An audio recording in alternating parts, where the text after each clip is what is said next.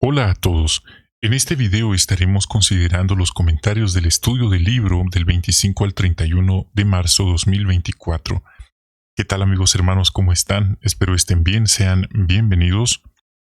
Vamos entonces a comenzar. Tenemos la conclusión del capítulo 7. Entonces vamos a seguir aprendiendo de Felipe el evangelizador. Capítulo 7, párrafos 14 al 18 y 2 recuadros. Eso estaremos considerando. Entonces seguimos con el subtema. ¿De veras entiendes lo que estás leyendo? ¿Quién hizo esta pregunta? ¿Y qué pasó? Vamos a verlo entonces en el 14 y 15, parte A. ¿Quién era el eunuco etíope y cómo llegó a encontrárselo Felipe? El hombre etíope era un buen hombre, un hombre temeroso de Dios, pero aparte de eso tenía un cargo político, ya que estaba a cargo del tesoro del gobierno de Etiopía, era como un tesorero o ministro de finanzas. Otro comentario: el etíope era prosélito, es decir, alguien no judío, no israelita, pero, como era extranjero, había decidido hacerse siervo de Jehová. De hecho, dice en Hechos 8:27 que había ido a Jerusalén para adorar a Dios. Así que no podía ser también un eunuco en sentido físico, ya que la ley de Moisés prohibía a los castrados físicamente entrar en la congregación de Israel. Bueno, ¿y qué más podemos comentar de esto? Se menciona que el Espíritu Santo impulsó a Felipe. No fue un ángel, fue el Espíritu Santo directamente el que impulsó a Felipe a acercarse a este etíope. Entonces es un punto importante. Y aquí está el recuadro.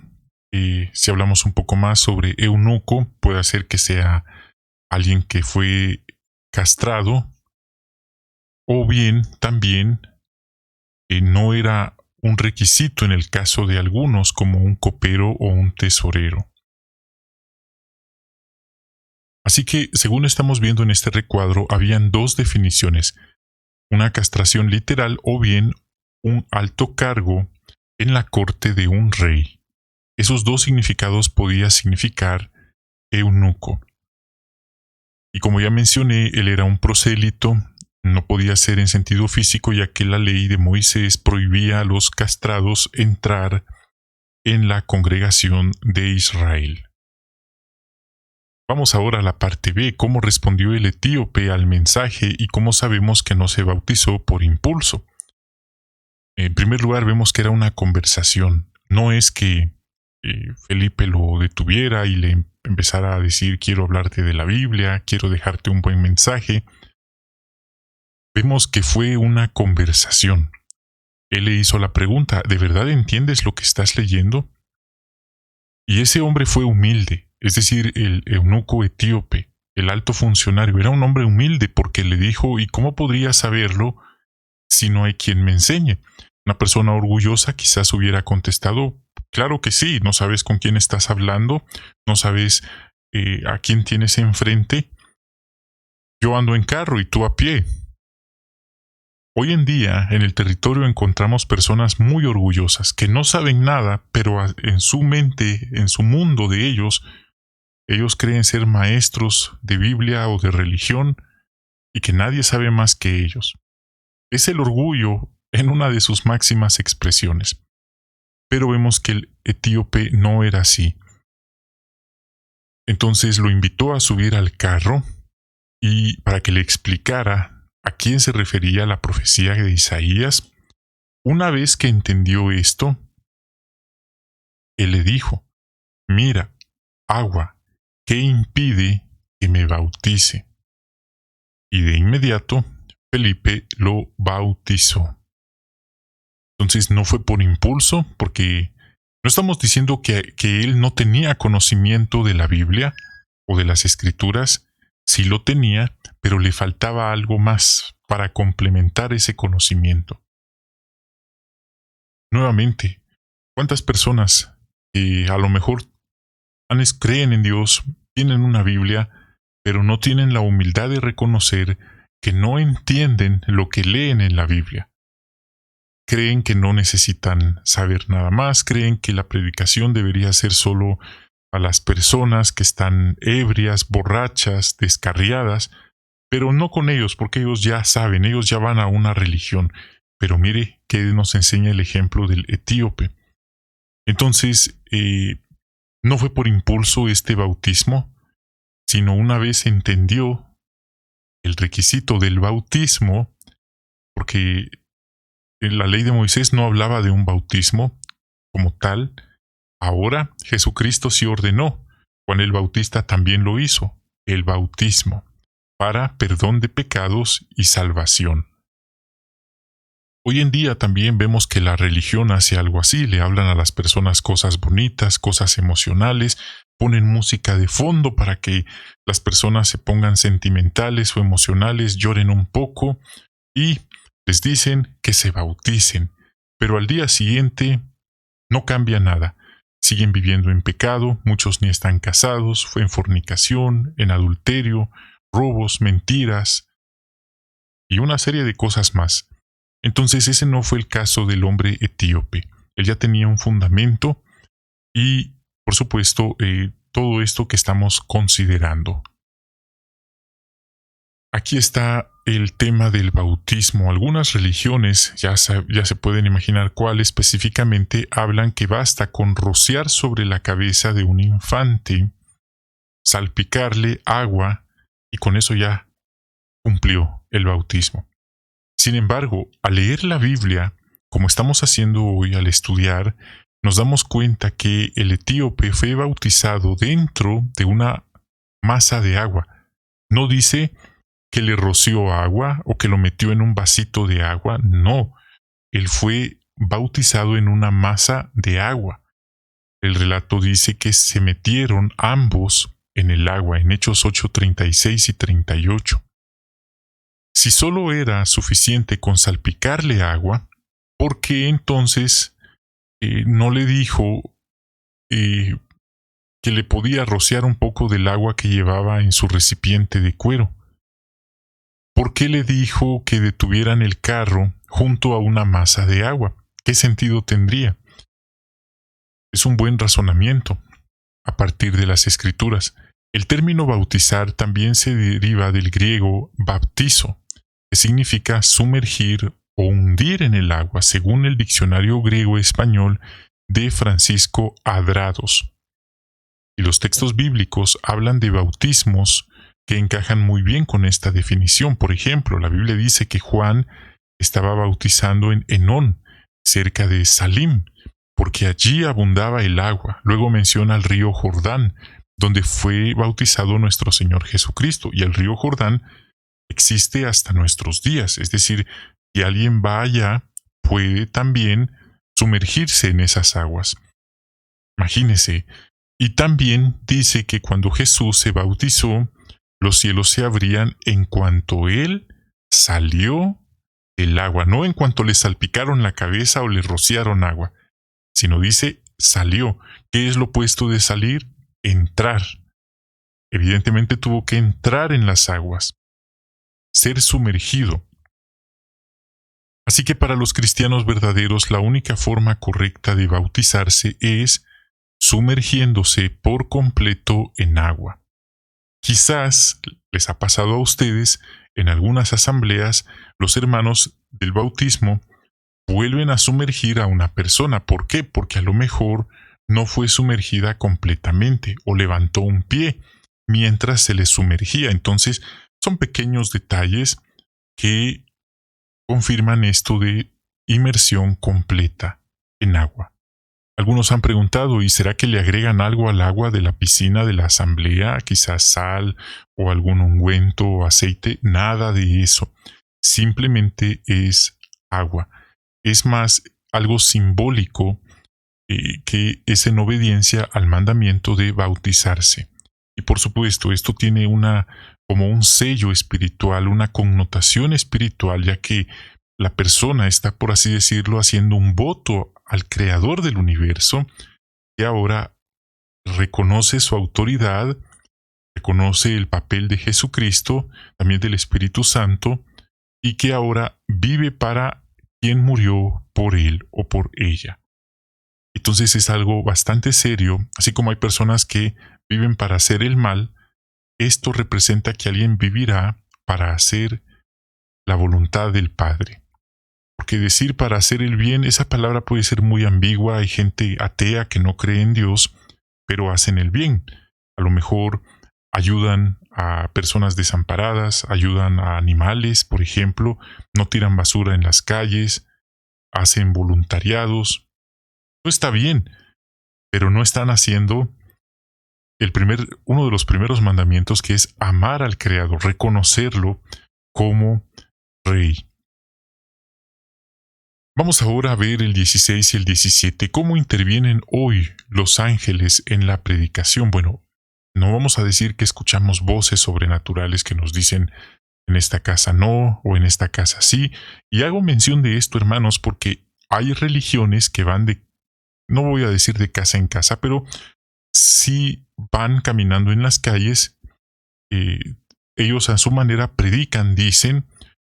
¿Y qué pasa? Ellos dicen, no vamos de casa en casa porque algo nos indica, algo espiritual nos indica si esa casa es o esa casa no es. Han dicho estas personas. ¿Y qué pasa entonces? Llegan a una casa y no los reciben. Entonces, ¿quién se equivocó? Podemos pensar en eso. Pero no se trata de eso la pregunta de cómo intervienen hoy los ángeles. No estamos diciendo que nosotros escuchamos voces sobrenaturales mientras vamos predicando. Los ángeles están involucrados en la predicación, como dice Apocalipsis 14:6, para que el mensaje de salvación llegue a toda nación, tribu, lengua y pueblo. Note esto.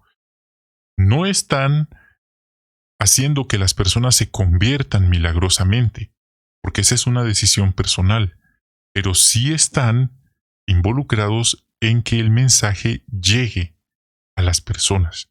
Hay una gran diferencia. ¿Por qué? Porque hay quien podría pensar, bueno, ¿de qué sirve predicar si las personas no quieren saber nada de Dios? Precisamente de eso. Se les está dando una oportunidad de saber del Creador. De hecho, el texto nos dice, estas buenas nuevas del reino se predicarán en toda la tierra habitada, y toda la tierra habitada se convertirá a Dios y dejarán sus malos caminos. Eso no lo dice el texto, pero sí dice que se les dará testimonio. Y allá ellos si toman una buena decisión o no, pero el testimonio se les está dando. Y esto no ha terminado. No sabemos, según estamos viendo todo lo que está ocurriendo hoy, qué giros podría tomar la predicación en el futuro, qué otra información podría incluso implementarse. Así que esto debe motivarnos a no dejar caer nuestras manos. Otro comentario, Jesús lo predijo en la parábola del trigo y la mala hierba. Él dijo que durante la temporada de la cosecha, es decir, la conclusión del sistema, y esto es muy fascinante leerlo, hermanos. ¿Por qué? Porque a veces pensamos la congregación está formada solo de trigo limpio, de buenas personas, y de repente vemos a alguien actuando de una manera anticristiana y nos preguntamos ¿por qué pasa eso? Y si alguien lo informa, se lo tachan de que no tiene amor, que no tiene paciencia, que es muy sensible, o hasta de algo peor. Pero el punto, hermanos, es que la Biblia enseña que el pueblo de Dios, que no solo el pueblo de Dios, todo este mundo físico está entrando en una época de cosecha. Ya crecieron juntos el trigo y la mala hierba, y ahora sí se sabe quién es quién por sus acciones, por sus frutos. Así que los ángeles están encargados de ir reuniendo a los que son el trigo verdadero. De hecho, la Biblia dice que el juicio va a empezar con la casa de Dios. Eso es algo bastante serio, porque si eso es así, como dice la Biblia, que ya sabemos que todo lo que la Biblia dice se tiene que cumplir, dice el texto, ¿dónde quedarán el impío y el pecador? Si el justo, con dificultad, se salva. Entonces, estamos próximos a seguir viendo a un grado mayor y más palpable, esta limpieza que Dios hará en su pueblo, algo que va a ser algo trascendental.